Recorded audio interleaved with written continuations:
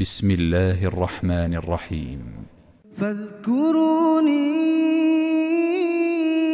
أذكركم واشكروا لي ولا تكفرون. يا أيها الذين آمنوا استعينوا بالصبر والصلاة إن الله مع الصابرين.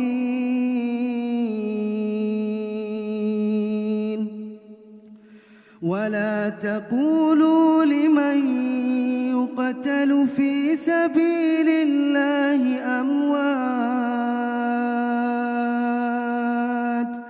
بل أحياء ولكن لا تشعرون. ولنبلونكم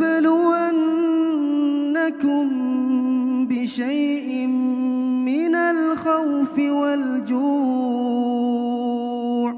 ونقص من الأموال والأنفس والثمرات وبشر الصابرين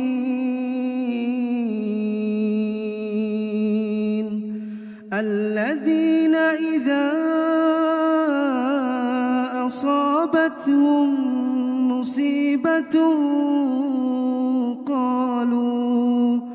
قالوا إنا لله وإنا إليه راجعون. أولئك عليهم صلوات من ربهم ورحمة وأولئك هم